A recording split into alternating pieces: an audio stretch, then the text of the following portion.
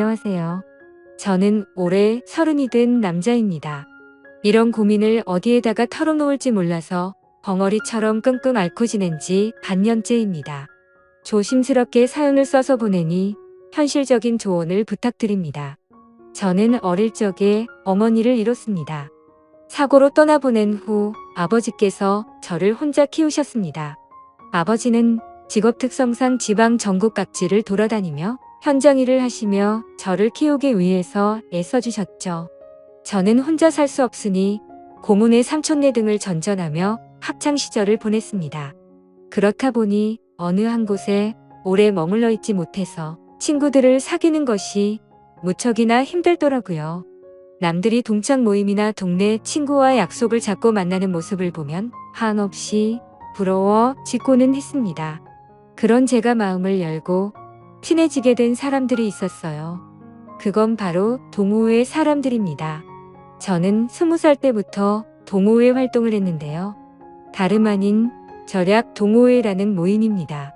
여타 동호회처럼 먹고 마시고 어울리는 곳이 아니라 살아가면서 절약을 하는 방법에 대해 논의하고 정보를 나누는 곳이었죠. 이렇게 현실적인 동호회 활동을 하게 된 이유는 바로 가정 환경 때문이었습니다. 아무리 아버지께서 타지에서 돈을 벌어 보내주신다 해도 그 돈이 넉넉할 수가 없었거든요. 게다가 언제까지고 아버지 신세를 지면서 살 수는 없었기 때문이죠. 그래서 대학 진학도 그런 이유로 포기를 하게 되었습니다. 솔직히 저는 공부하는 것이 무척 즐거운 사람이거든요. 무언가를 배운다는 것은 언제나 흥미롭고 제게는 행복한 일이었습니다. 그래도 그 모든 것을 누릴 수 있는 여건이 갖춰진 사람이나 배움을 계속 이어가는 것이지 저 같은 사람에게는 꿈같은 신기루였습니다. 20살이 되자마자 저는 별의별 일을 다 했던 것 같네요. 물론 고등학교 때부터 아르바이트는 시작했습니다. 학생일 때에는 법적인 사항 때문에 일할 수 있는 종류의 제약이 적어서 큰 돈을 벌지 못했어요. 그런데 성인이 되자마자 제가 지원할 수 있는 일들이 무척 많아서 신이 났습니다. 노가다부터 식당 일 그리고 택배 상하차까지 안 해본 일이 없는 것 같네요. 그렇게 다양한 일을 하던 중 이렇게 여러 가지 일을 이것저것 하다가는 전문적인 노하우를 쌓는 게 어려울 것 같다는 생각에 좀 더 세분화된 일을 해보기로 마음먹었습니다. 그렇게 제가 집중해서 일을 하게 된 것이 바로 요식업이었죠. 일을 시작한 초기에는 간단한 주방 보조도 했는데 아침 일찍부터 재료를 다듬고 점심 저녁에는 배달을 하며 식당에서 일을 하기 시작했습니다. 이후 주방에 있는 시간을 점차 늘리게 되었습니다. 그러면서 점점 정식 주방 보조로 승격하게 되었죠. 바쁘게 일을 하던 중에도 동호회 활동을 게을리 하지 않았습니다. 그러던 어느 날 동호회에 새로운 여자 회원이 들어오게 되었죠. 상냥한 말투와 부드러운 인상 그리고 웃을 때 눈이 초승달처럼 변하는 모습에 확 끌리게 되었습니다. 게다가 입술 위에 있는 점이 돌아가신 어머니와 똑같은 곳에 위치해 있어서 더욱 시선을 빼앗기게 되었죠. 그녀가 동호회에 들어오게 된 계기는 저와 비슷했습니다. 최근에 아버지께서 돌아가셔서 집안이 힘들어져 조금이라도 절약하고 살기 위해서였습니다. 전 어릴 적부터 뼈저리게 느껴온 그 기분을 그녀와 나눌 수 있다는 사실에 더욱 설렜어요. 그렇게 우리는 천천히 물들듯 가까워져 갔습니다.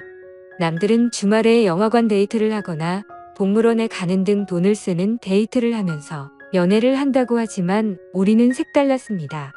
둘이 같이 단기 알바에 지원해서 행사 판촉을 한다거나 결혼식장 웨딩홀 서빙 아르바이트를 하면서 시간을 함께 보냈습니다. 식사 시간에 밥을 먹으며 오늘 하루도 뿌듯하게 돈을 벌었다며 서로를 북돋아주고 행복한 나날들을 보낼 수 있었습니다. 나처럼 마음이 잘 맞는 여자를 만났다는 사실이 무척 기뻤습니다. 행복한 우리와 달리 그녀의 어머니, 즉 예비 장모님은 그리 기뻐하시지 않았습니다. 처음부터 대놓고 저를 마음에 들지 않아 하셨습니다.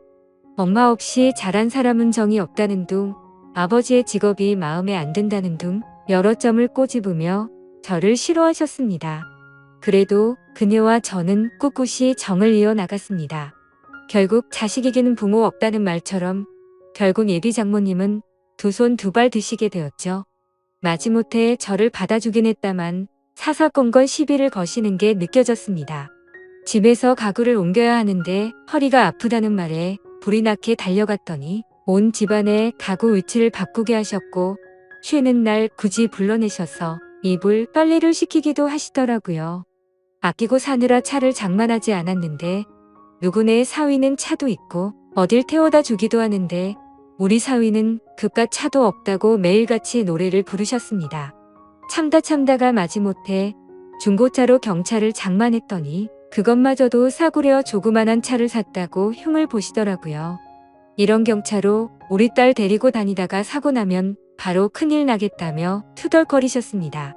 그런 예비 장모님의 모습에 집사람은 그만 좀 하라고 말렸지만 그것도 그때뿐이었죠. 어김없이 매번 저를 만날 때마다 꼬투리 잡을 곳은 없나 살피셨습니다. 솔직히 그렇게 구박을 들을 때마다 이 결혼을 꼭 해야 하나 갈등이 되었습니다. 그래도 한없이 사랑스러운 여자친구를 놓치고 싶지 않았습니다. 게다가 우리는 이미 동거를 하고 있었기에 사실혼이나 마찬가지였어요. 저는 제가 일하는 식당 앞에 투룸을 얻고 있었습니다. 여자친구는 다른 지역에서 자취를 하고 있었는데 일하는 회사가 저희 집에서 그리 멀지 않았거든요. 그래서 우리는 이렇게 양쪽 집값을 낼 바에는 하나로 합치자고 생각이 들었고 합치는 게 낫지 않을까 많은 대화를 나누었습니다. 그때 당시에는 우리나라 정서에 맞지 않게 동거로 시작하는 게 좀 잘못된 게 아닐까 하는 생각도 들었지만 저희가 만나게 된 계기가 절약하는 동호회인 만큼 돈에 대해서는 민감했기에 합치기로 결심했어요. 막상 같이 살게 되면 다툰다고 하지만 우리는 그 모든 게 행복했습니다. 생각보다 싸울 일도 거의 없었어요. 서로 배려하며 맞추고 지냈고 생활 습관도 잘 맞았습니다. 요리와 청소 등 집안일 배분도 알맞게 되어서 아무런 문제 없이 행복한 시간을 이어갈 수 있었죠. 문제는 우리 둘 사이가 아니었습니다. 바로 예비 장모님이었어요. 얼마 지나지 않아 동거를 한다는 사실을 들키게 되었고 난리가 났습니다. 애미 없이 자란 애랑 만나더니 우리 딸이 발랑 까지게 되었다며 원색적으로 저를 비난하셨습니다. 대체 제 어머니가 일찍 돌아가신 것과 무슨 상관이 있다고 그렇게 말씀하시는 것인지 너무나 서운하고 속상했지만 동거 자체가 그리 좋은 건 아니기에 크게 대꾸를 하지 않았습니다. 그렇게 동거 사실을 들키고 난 뒤 결혼에 대한 이야기가 급속도로 진전이 되었네요. 이렇게 살 바에는 차라리 결혼을 하라고 하셨습니다. 의외로 결혼에 대해서는 관대하신 모습을 보고 깜짝 놀랐었죠. 마음 한켠으로는 다행이라고 생각했어요. 그래서 아버지께 말씀드린 후 상견례를 하기로 했습니다. 약속된 상견례 날 저희 아버지는 갖고 계신 단 한 벌의 양복을 꺼내 입고 오셨어요. 비록 많이 낡고 유행에 뒤처지는 옷이었지만 깔끔해서 괜찮다고 생각했습니다. 그런데 그 모습도 예비 장모님은 마음에 들지 않으셨나 봐요. 서로 사돈댁이 처음 인사하는 자리에 호줄근한 옷을 입고 왔다고 제 바로 앞에서 흉을 보셨습니다. 그래도 우여곡절 끝에 상견례를 마치고 결혼식 날짜를 정하게 되었죠. 저희는 지금 월세방 계약이 끝나는 12월에 결혼식을 올리고 싶었습니다. 그러나 예비 장모님께서는 사주팔자를 보러 다녀왔는데 둘이 합치는 날을 10월로 해야 앞으로 돈이 많이 벌리고 손주도 빨리 볼 수 있다며 꼭 그달에 해야 한다고 하시더군요.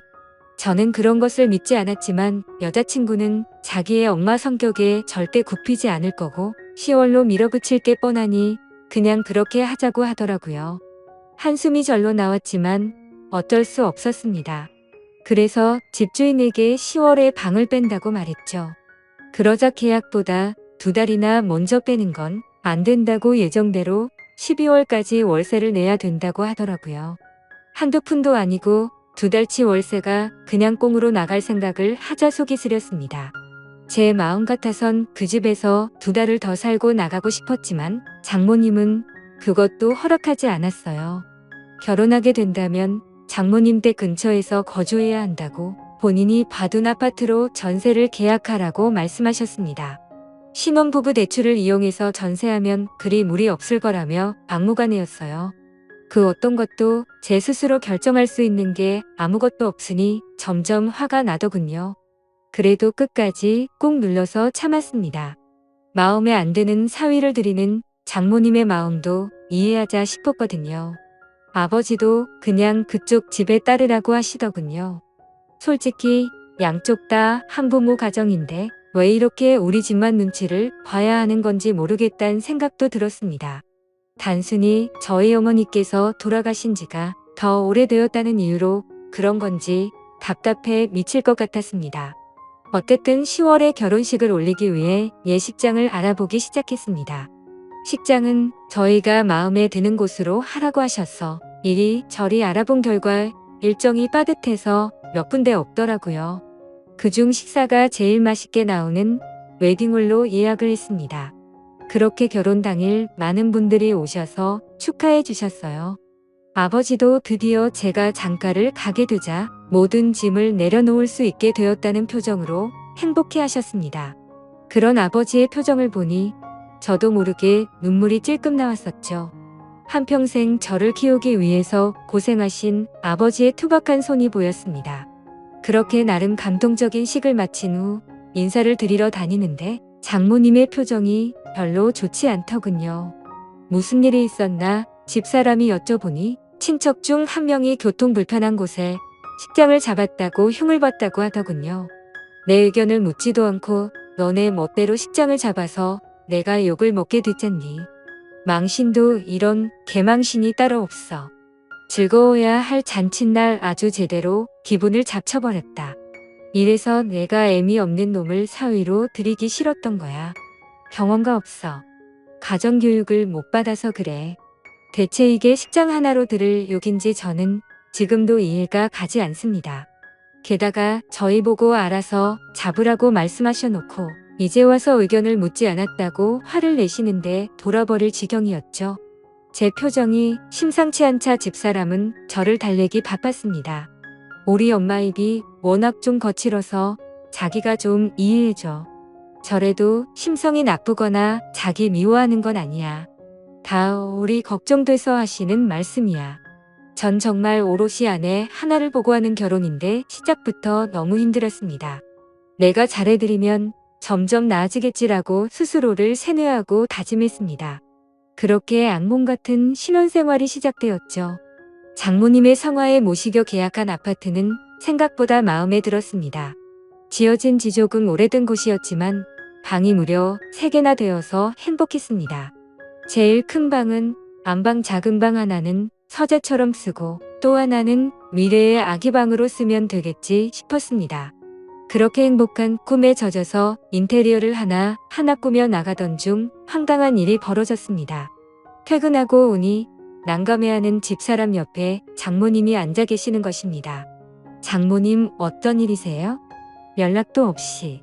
아무 생각 없이 건넨 말에 장모님은 확 쏘아붙이며 화를 내셨어요.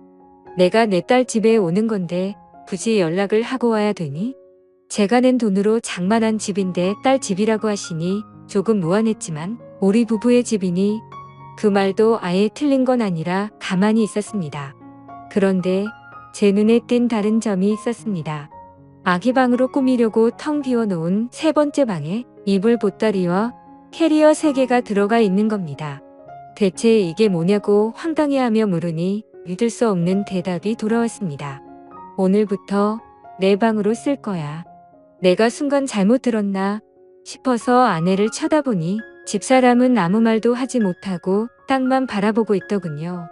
너네 곧 애 낳을 건데 대체 누가 돌볼 거야? 내 딸 고생하는 모습 보니 차라리 내가 도와주려고 하네. 그래서 미리 들어와 있는 건데 자넨 그게 싫은가? 내가 싫은 건가? 아니면 내가 우리 딸 돌봐주는 게 싫은 건가? 둘 중 어느 것이라고 해도 자네가 너무 이기적인 건 아닌가? 애 낳고 몸고생하는 내 딸에게 자네가 뭘 해줄 수 있다고 그렇게 유세야? 대체 무슨 논리인지 이해도 가지 않았지만 장모님의 우김을 아무도 말릴 수 없었습니다. 벌써 장모님 댁은 부동산에 내놓았다는 말에 입이 떡 벌어졌지만 그렇다고 밖으로 내쫓을 수도 없어서 반강제적으로 셋이 함께 살게 되었습니다. 그렇게 지옥 같은 날들이 시작되었던 거죠. 아침 일찍 일어나지 않으면 그렇게 게을러서 우리 딸을 어떻게 먹여 살릴 거냐고 구박하셨고, 샤워하는 동안 물을 세게 틀어놨다고, 땅 파서 돈이 나오냐고 낭비가 심하다고 화를 내셨습니다. 장모님은 그냥 내가 숨을 쉬는 것 자체도 불만이지 않으실까 이야기를 하니 집사람은 웃으며 그건 말도 안 된다고 하더군요.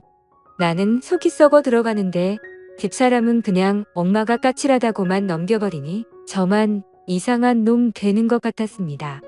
그런데 문제는 그뿐만이 아니었어요. 장모님이 자꾸 우리를 엿보는 것 같았습니다. 정확히 말하자면 우리가 아닌 저를 말입니다. 처음엔 자의식 과잉인가 싶었지만 날이 갈수록 점점 뚜렷해지고 심해지는 모습에 식은 땀이 절로 흘러나오더군요. 집사람에게 은근슬쩍 이야기를 해봤지만 말도 안 되는 헛소리 하지 말라고 마구 웃더군요. 전 진지하게 정말 장모님이 날 자꾸 엿보신다고 하니 자기 엄마를 이상한 사람으로 만든다고 오히려 저에게 화를 내기 시작했습니다. 그렇게 우리 엄마랑 사는 게 싫으면 차라리 나가시라고 하면 되지 왜 그런 식으로 거짓말을 하냐고 하는데 정말 미치고 팔짝 뛰겠더라고요. 처음엔 별일이 아니었습니다. 퇴근 후 옷을 갈아입으려는데 갑자기 안방문이 벌컥 열렸어요. 화들짝 놀라서 몸을 가리니 장모님이 대수롭지 않은 듯 빨래 갖다 놓으러 들어왔다고 하셨죠. 볼 것도 없는데 뭘 가리냐고 하셔서 멋쩍게 넘겼지만 그날 이후로 매일같이 제가 옷을 갈아입는 그 시간에 빨래를 갖다 놓으러 들어오셨습니다. 하루는 제가 문을 잠궜더니 미친 듯이 문을 두드려서 이러다 부서지겠다 싶어 황급히 열고는 했습니다. 이뿐만이 아니에요. 휴일에는 피곤해서 조금 늦잠을 자고 싶어서 잠을 자고 있으면 저를 깨운다는 명목으로 이불을 걷어 젖혀버립니다. 전 아직까지 혈기왕성한 시기라서 아침이면 신체적인 반응이 일어나 있는데 그 모습을 빤히 쳐다보고 계시는 겁니다. 너무 당황해서 서둘러 가렸더니 딸만 키워서 처음 보는 광경이라서 눈을 실수했다고 하시는데 저는 할 말이 없더군요. 또한 소파에서 낮잠을 자고 있는데 뭔가 기분이 이상해서 일어나 보니 장모님 손이 제 몸에 손을 대고 있는 겁니다. 깜짝 놀라서 뭐 하시는 거냐고 물어보니 제가 잠을 자면서 막 헛소리를 하고 식은땀을 흘리길래 열이 있나 어디 아픈 건가 싶어서 열을 재려고 했다고 하시더군요. 보통 열을 재는 것은 이마에 손을 대지 않습니까? 그런데 제 복부에 손을 대고 있었으니 이건 정말 이상하다고 느낄 수밖에 없었습니다. 그러던 중 제가 정말 정색을 하고 화를 낸 적이 있습니다. 화장실도 제가 씻을 때 가끔 불쑥 문을 여시길래 항상 습관적으로 잠궈놓고 씻기 시작했습니다. 그러던 어느 날 퇴근 후 씻으려고 화장실에 들어갔는데 문 손잡이에 잠금 버튼이 없는 겁니다. 황당해서 이리저리 둘러봐도 없길래 물어봤더니 집사람 말로는 장모님이 공구로 뽑았답니다. 대체 이걸 왜 뽑았냐고 어이가 없어서 여쭤보니 요즘 TV를 보다가 안 좋은 이야기를 들었답니다. 연예인들이 가끔 우울증이 오면 그렇게들 화장실에서 안 좋은 선택을 한다며 잠겨있으면 구조하기 힘들어서 골든타임을 놓친다고 그걸 방지하기 위해서 화장실은 잠금 장치가 있으면 안 된다고 하더군요. 그 말에 어이가 없어서 황당한 표정을 하고 있는데 집사람은 오히려 장모님의 말을 신뢰하는 모습이었죠. 아내는 똑소리 나는 여자인 줄 알았는데 자기 엄마의 말이라면 저렇게 맹목적으로 믿고 있다니 참 아이러니했습니다. 더 이상 이 집에서는 마음 놓고 편히 씻지도 못하겠다는 생각에 사로잡혔습니다. 이 이야기를 사연에서 처음 털어놓는 건 아닙니다. 직장 동료에게 제 이야기가 아닌 마치 다른 사람 이야기처럼 조심스럽게 물어봤더니 그런 장모가 어디 있냐고 지어내지 말라고 웃더군요. 아무도 믿어주지 않을 것 같아서 저도 어쩔 도리가 없었습니다. 점점 집에 들어가기 싫어지고 밖에서 시간을 보내는 날이 늘어났습니다. 한 번도 그런 적 없는데 제가 방황을 하자 집사람은 오히려 제가 밖에서 여자를 만나고 있는 것이 아닌지 의심을 하더군요. 겨우 아니라고 설득을 했지만 이대로는 못 살 것 같다고 느꼈습니다. 그러다 드디어 대망의 사건이 일어나게 되었죠. 장모님과 함께 살고 있어도 아직 우리는 신혼이기에 조심스럽게 달달한 시간을 가지고 있었습니다. 그날도 조용히 시간을 보낸 후 숨을 돌리고 있었습니다. 집사람이 먼저 화장실에 씻으러 갔고 저는 침대에 누워 있었죠. 그런데 갑자기 찰칵 소리가 들리는 겁니다. 화들짝 놀라서 일어났는데 황급히 자신의 방으로 들어가는 장모님의 모습을 보았습니다. 저는 그 광경에 이성을 잃고 장모님의 방으로 정신 나간 사람처럼 쫓아갔습니다. 제 그런 반응을 예상하지 못했는지 장모님은 당황해서 소리를 지르시더군요. 저는 아랑곳하지 않고 장모님의 휴대폰을 뺏었습니다. 소란스러운 소리에 집사람은 샤워를 하다가 뛰쳐나왔고 장모님과 대치하고 있는 저를 보고 화를 내기 시작했습니다. 자기 엄마 앞에서 뭐 하는 짓이냐 말이죠. 저는 집사람에게 모든 사실을 이야기했습니다.